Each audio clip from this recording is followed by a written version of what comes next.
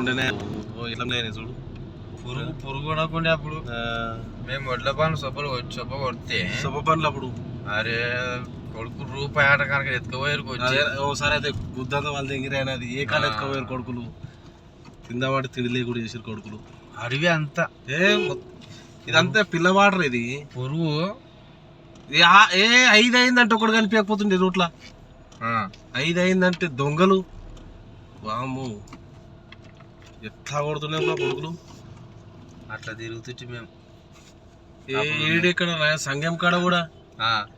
సంఘం కాడ తుర్కబాబు మీద లేడా ఆయన ఉన్నాడు కాబట్టి సంఘం కాడ సొప్పమ్మినాం కానీ లేకుంటే నువ్వు చెప్పుకొని పూలు కాడ దెబ్బలు కూడా చంపుతారు పుణ్యాంక కొడుకులు అప్పుడు ఎడ్ల బండ్లు నడిపి శాతగాక కాళ్ళు తెచ్చుకున్నాం చూడు